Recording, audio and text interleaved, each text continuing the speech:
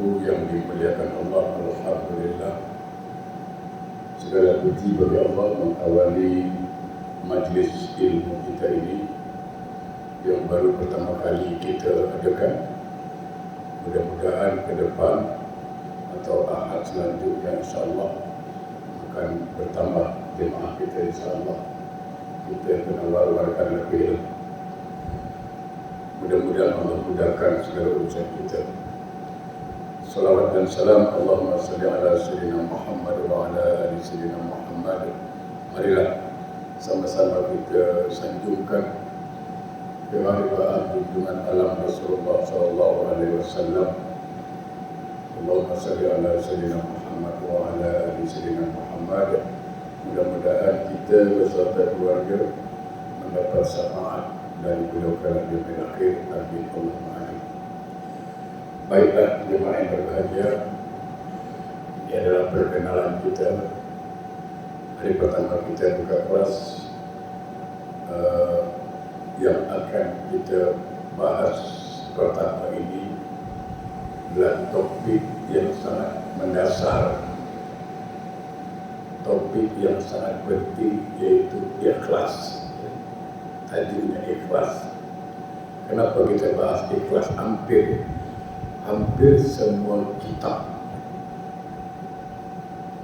dari ulama-ulama terkenal itu kalau lembaran pertama itu dia buka bab ikhlas. Banyak di antara kitab-kitab dari para ulama. Kenapa? Karena penting ikhlas ini. Karena itu syarat untuk diterimanya amal. Sebaik apapun bacaan salat kita, sebagus apapun makhrajat huruf yang kita baca, kalau niatnya tidak ikhlas pun Allah tak terima, itu masalah. Jadi ikhlas itu penting. Ada sebuah hadis dikatakan bahwa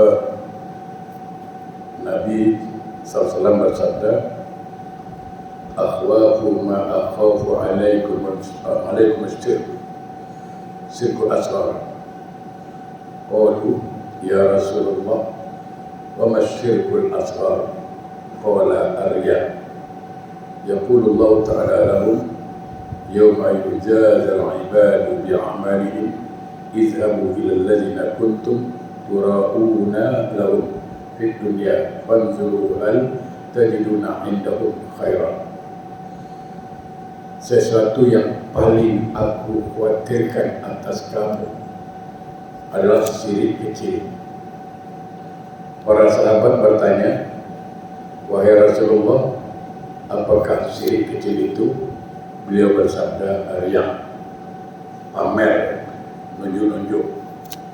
Allah Subhanahu wa taala akan berfirman kepada mereka pada hari pembalasan, pergilah kamu pada orang-orang yang kamu pameri sewaktu di dunia, maka lihatlah apakah kamu dapat memperoleh kebaikan dari mereka. Oke.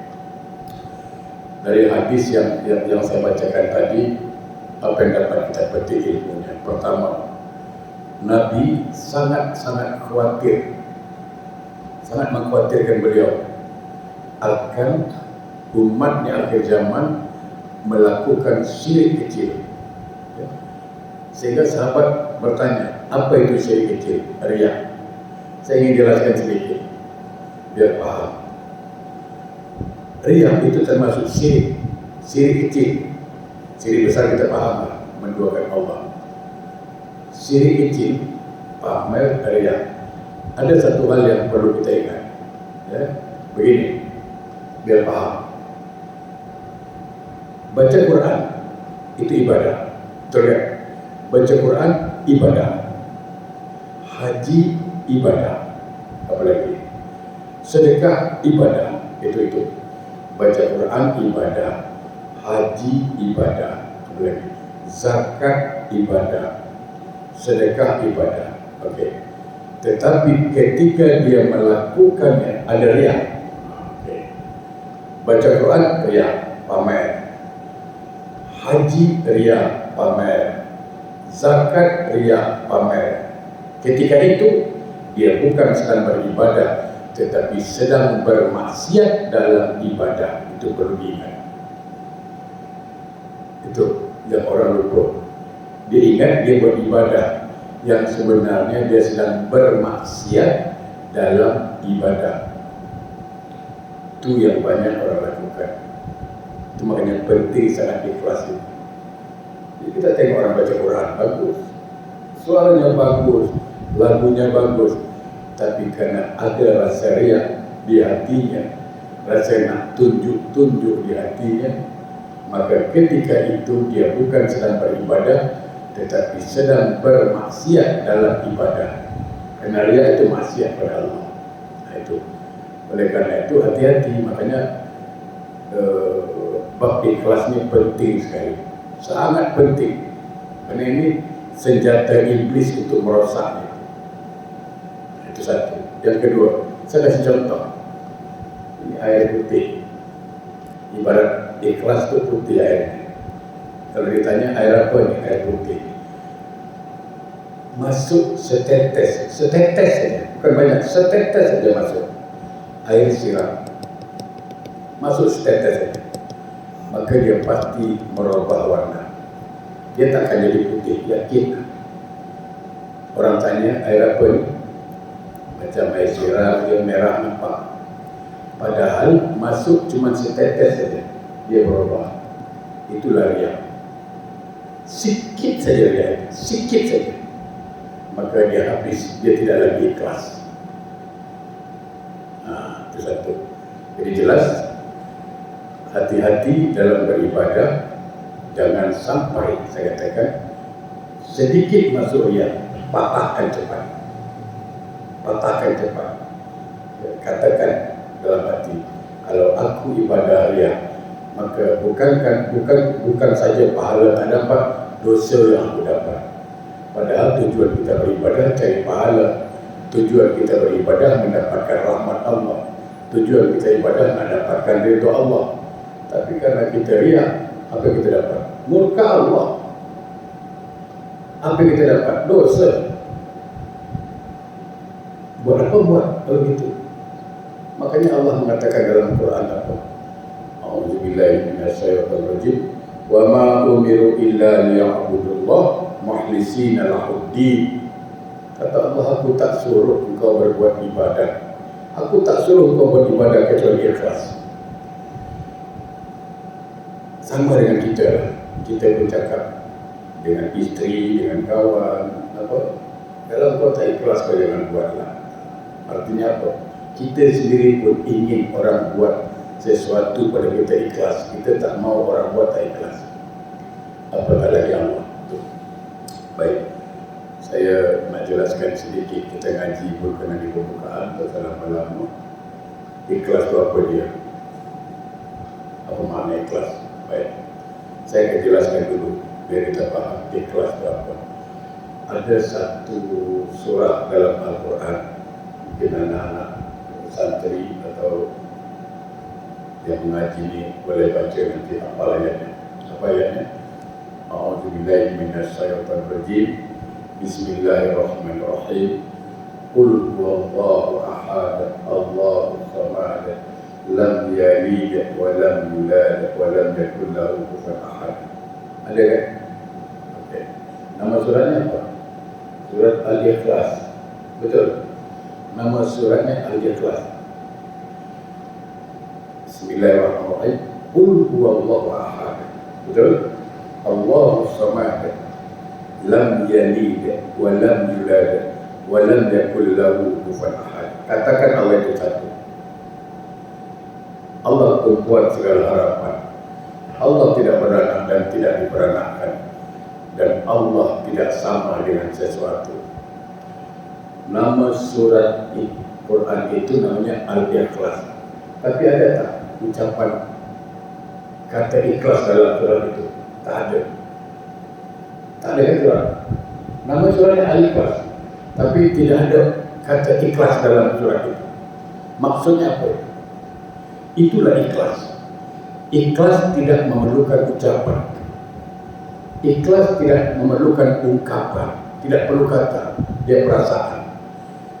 Jadi kalau ada orang mengatakan, aku tolong kau ikhlas, bukan, itu tidak ikhlas. karena masih diucapkan. Kalau ada kadang-kadang kita tak sadar orang bercakap, inilah aku, kalau engkau mungkin kawan tak ambillah, aku ikhlas tolong engkau. Ketika dia mengatakan ikhlas, tidak, dia sedang memaksa. Dia bukan ikhlas, dia sedang memaksa orang itu. Ikhlas itu tidak ada suara, tidak ada ungkapan. Ya.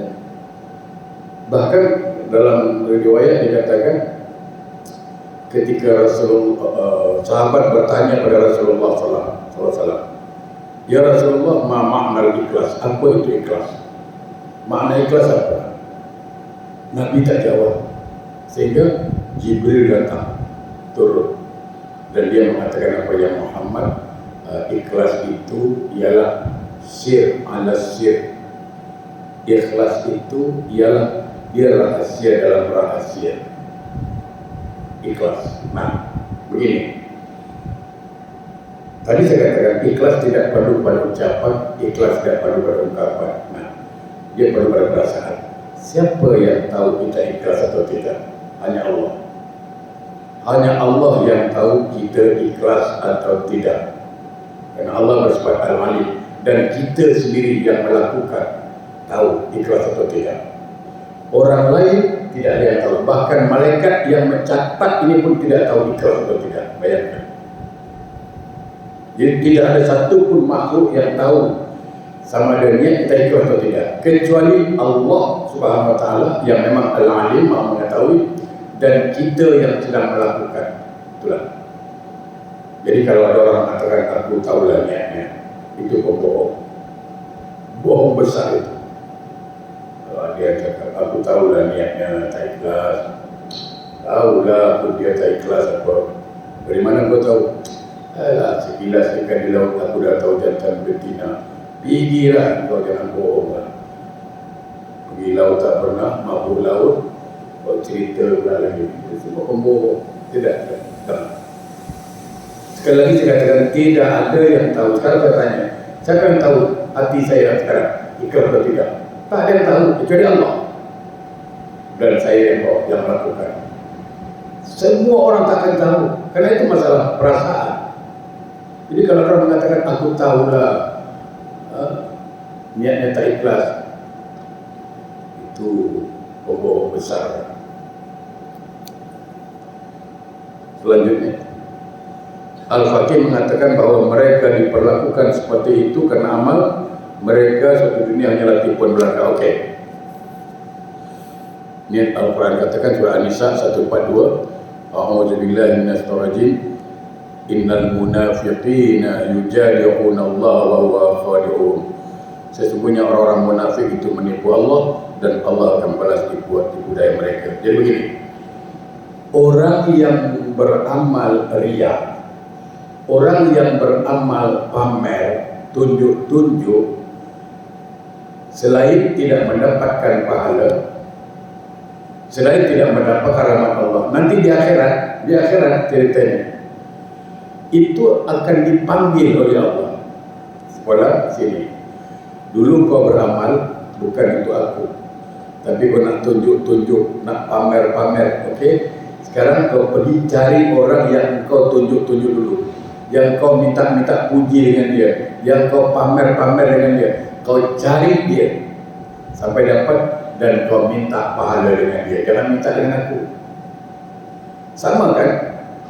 Mana mungkin orang bayar gaji kita kalau kita kerja company lain, takkan company lain yang tak bayar gaji. Logik itu kan. Kita kerja company A, takkan company B nak bayar. Pasti dia cakap company bilang company A sama. Kita beramal untuk dipuji si Fulan, untuk dipuji Tuan Haji, pamer dengan Tuan Haji. Tapi di akhirat minta pahala sama Allah. Not fair. Itu saya rasa tidak adil itu. Jadi ini kerugiannya. Dan dia merasa dia telah menipu Allah. Allah akan balas tipuan itu di akhirat itu. Kata Allah, kau pergi cari orang itu. Bayangkan betapa susahnya itu. Akibat apa? Pamer, akibat riya. Nah, oleh karena itu sahabatku sekali lagi, hati-hati. Hati-hati dengan ibadah. Jangan sampai masuk riak atau pamer sedikit pun tak boleh masuk. Saya kasih tahu lagi contoh.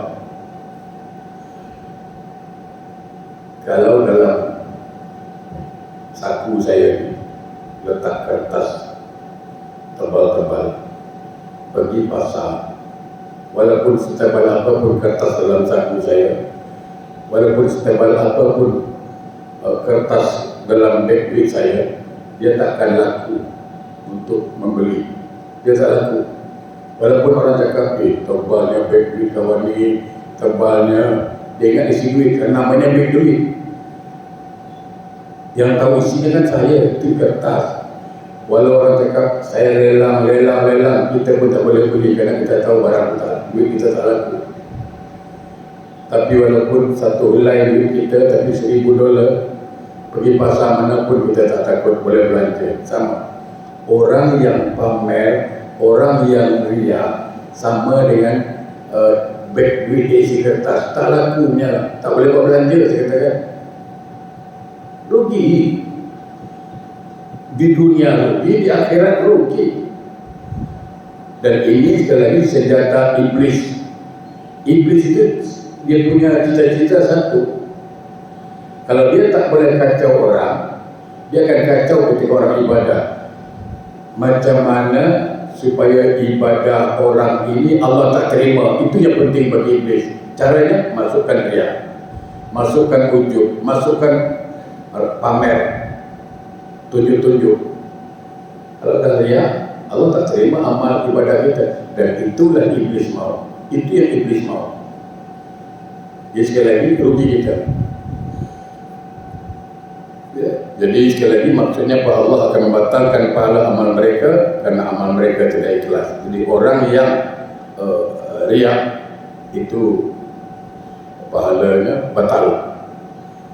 Seorang akan memperoleh pahala bila amal itu ikhlas hanya karena Allah. Bila seorang beramal karena yang lain, berarti dia telah menyekutukan Allah sehingga Allah lepas tangan dari dia. Baik. Jadi jelas, murni, tidak ada campur yang lain. Ketika beribadah lillahi ta'ala, jangan ada kerana ingin dipuji mak mertua, ya, kerana kita masih jangan barangkali nak ambil hati perempuan, kita membaca Quran depan dia, solat baca bagus-bagus, ya kan? Bukan itu, baca Fatihah bukan main, kalah Qori Mesir. Bismillahirrahmanirrahim. Nak ambil hati malu cakap diri, baca Quran bagus. Alhamdulillahi Rabbil Alamin, Ar-Rahmanir Rahim.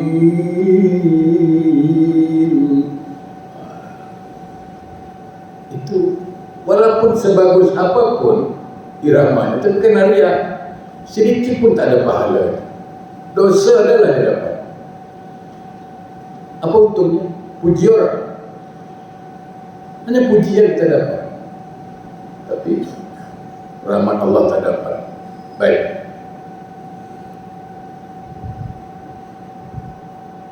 Dikatakan dari Abu Hurairah radhiyallahu an, dari Nabi sallallahu alaihi wasallam, bahwa beliau bersabda, yaqulullahu ta'ala ana aghna syuraka'i anil syirki, ana aghna anil amali, ana aghna anil amali allazi fihi syirka lighairi, faman amila amal asyraka fihi ghairi fa anna minhu bari'un. Allah Ta'ala telah berfirman, ini hadis qudsi, aku adalah zat yang paling tidak memerlukan sekutu. Allah mengatakan, aku zat yang tidak memerlukan sesuatu. Allah Samad, Allah tidak, Allah tumpuan segala harapan, Allah tidak perlu kepada kita, ya. Allah tidak memerlukan amal yang dalamnya terkandung syirik, persekutuan kepada selain aku. Barang siapa mengerjakan satu amal perbuatan yang di dalamnya terkandung persekutuan atau syirik kepada selain aku, maka aku lepas tangan darinya. Artinya Allah marah. Allah tidak mengaku itu amalan. Kalau ketika dia syirik, pamer atau menunjuk-nunjuk, maka Allah lepas tangan dengan amalan itu. Artinya tidak diterima. Ya. Jemaah berbahagia, dalam surah Al-Isra ayat 18 Allah mengatakan, A'udzubillahi minasyaitonir rajim, man kana yuridul ajilata ajjalna lahu fiha. Barang siapa menghendaki kehidupan sekarang atau duniawi, maka kami segerakan baginya di dunia. Maksudnya, barang siapa yang dengan amalnya hanya mengharapkan dunia dan tidak menginginkan pahala akhirat, maka ia kehendaki, maka dapat apa yang dikehendaki. Allah berhak untuk membinasakan orang seperti itu. Okey. Kalau dia beramal hanya untuk kepentingan dunia, untuk supaya dipuji oleh orang, untuk supaya disanjung oleh orang, untuk supaya dihormati oleh orang, maka dia dapat sanjungan. Terror lah dia. Dia memang alim, memang dia dapat pujian. Tapi sedikit pun tidak ada bahagianya di akhirat. Sedikit pun tidak ada pahala di akhirat, dan sedikit pun tidak ada keuntungan di akhirat. Pikirkan baik-baik. Apakah kita beramal untuk dunia semata-mata atau untuk kepentingan akhirat? Itu pertanyaannya itu. Jadi sekali lagi cukup berat. Jemaah yang berbahagia, di hadis yang lain dikatakan dari Abu Hurairah juga, Nabi bersabda, rubba sa'imin laisa lahu hazzun min sawmihi ila al-ju' wal 'atas, wa rabbu qa'imin laisa lahu hazzun min qiyami ila sahar wa ta'ab. Ada kalanya orang berpuasa tidak memperoleh bagian apa-apa dari puasanya itu kecuali lapar dan haus. Terkadang ada orang yang mengerjakan salat malam tidak memperoleh apa-apa dari salat malamnya kecuali bangun malam dan letih. Kenapa? Karena dia pamer. Puasa itu amalan rahasia puasa. Tak ada yang tahu kecuali Allah dan orang itu. Tapi itu tadi, nunjuk-nunjuk pernah jadi puasa lah, sekejap-sekejap meludah, atau dia bangun tengah malam tahajud, bagus. Dia bangun tahajud tengah malam, bagus. Tapi siang dia boleh cakap, ngantuk lah, pasal malam tadi aku tahajud tau. Kalau tak tahajud pening kepala, itu je tu riak. Itulah kerja setan. Macam mana nak supaya diukit-ukit, macam mana supaya dicakap-cakap, itu kerja setan. Dia dah bagus, salat tahajud dah bagus lah, ilmunya mudah. Apa dia? Sembunyikan ibadahmu, sembunyikan amal solehmu seperti mana engkau sembunyikan aibmu. Itu kita, kalau aib kita sembunyikan, macam itulah. Macam mana kita berusaha menyembunyikan aib kita, begitulah cara kita berusaha menyembunyikan amal ibadah kita. Tak ada yang tahu, cukup Allah yang tahu dan kita yang tahu. Orang puji tak ada masalah, orang puji tidak masalah. Bila orang puji, baguslah baca Quran awak, alhamdulillah, selesai. Yang salah minta puji, gila puji, itu yang salah. Orang puji tak salah. Haji rajin ke masjid lah, tiap solat 5 waktu haji datang, Tuan Haji datang ke masjid, baguslah Tuan Haji, alhamdulillah. Orang puji alhamdulillah. Yang salah tu gila puji dan tidak puji, itu dia. Jangan salah pula, dipuji orang tak boleh, dipuji tak ada masalah, saya balik. Yang salah tu gila puji, Apabila puasa dan salat malam itu dikerjakan bukan karena Allah, maka tak ada pahala. Sementara orang bijak mengumpamakan bahawa Orang yang mengadakan ibadah karena riya atau pamer atau nunjuk-nunjuk atau ingin populer adalah seperti orang yang pergi ke pasar. Nanti saya cerita, orang yang beribadah, orang yang beramal karena ingin menunjuk-nunjuk, karena ingin populer, karena ingin disanjung, ingin dihormati, itu ibarat pergi pasar, dia bukan bawa duit, bawa kertas. Setebal apapun beg duitnya, tapi isinya kertas, dia tak laku, dia tak laku. Itu satu. Yang kedua, coba bayangkan, kita pergi pasar sekarang, katakanlah pergi pasar, yang senang ada pasar gelang, yang senang gelang lah. Kita tengok baju bagus, warnanya bagus, PT-nya bagus, kita suka, harganya pun bagus, kita suka. Lalu kita tengok, setelah kita lihat, ternyata baju itu ada cacat dekat ketiak, ada koyak. Pasti kita cakap tak jadi, betul kan? Tak jadi beli, kenapa? Ada rosak. Itu kita sendiri barang rosak pun tak mau, apalagi Allah. Bacaan Qurannya bagus, rukuknya bagus, sujudnya bagus, tapi niatnya tidak ikhlas, rosak, maka Allah tak terima, walaupun sedikit riya itu. Jadi hati-hati.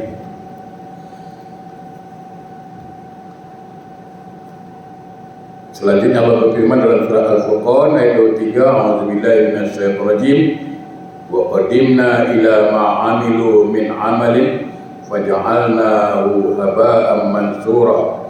Dan kami periksa semua amal yang mereka kerjakan, lalu kami jadikan amal itu bagaikan debu yang berterbangan. Jadi nanti di akhirat, orang yang beribadah riya, beribadah tunjuk-tunjuk, maka dia tidak mendapat pahala. Amalnya itu bagaikan debu yang berterbangan, sedikit pun tak ada nilai. Baik jemaah berbahagia, mari sama-sama kita mulai beramal, tanamkan niat ikhlas dalam hati. Oleh karena itu, setiap bangun tidur, saya ulang balik, setiap bangun tidur ucapkan dari lisan ini, raditu billahi rabba wa bil islam madina wa Muhammad nabiyya wa rasulah. Ini tiga ini dibaca, bangun tidur baca, nak tidur baca, supaya dibimbing kita menjadi orang yang ikhlas. Jadi mau tidur baca raditu billahi rabba, artinya apa? Aku ridho ya Allah, Engkau sebagai Tuhanku. Wa bil islam madina, dan aku ridho Islam sebagai agamaku. Wa bi Muhammad nabiyya wa rasulah, dan aku ridho Muhammad sebagai rasulku, nabi dan rasulku. Semoga dengan zikir ini, amalan ini, Allah akan bimbing kita supaya senantiasa ikhlas beramal. Jadi amalkan, setiap mau tidur ucapkan raditu billahi rabba, ya, raditu billahi rabba wa bil islam madina wa bi Muhammadin nabiyya wa rasulah. Bangun tidur baca juga, lalu niatkan dalam hati, semoga Allah bimbing kita untuk senantiasa ikhlas dalam beramal. Baik, insyaAllah kita akan jumpa lagi ahad depan, masih bahas bab ikhlas ya. Mudah-mudahan kita beritahulah jemaah yang lain, kawan-kawan yang lain, semakin ramai semakin bagus. Semangat Ustaz sikit. A'udzubillahi minasyaitonir rajim. Bismillahirrahmanirrahim. Alhamdulillahirabbil alamin. Allahumma shalli ala sayyidina Muhammad wa ala ali Muhammad. Allahumma arinal haqqa haqqa warzuqna ittiba'ah wa arinal batila batila warzuqna. Rabbana atina fid dunya hasanah wa fil akhirati hasanah wa qina adzabannar. Walhamdulillahirabbil alamin. Assalamualaikum warahmatullahi wabarakatuh.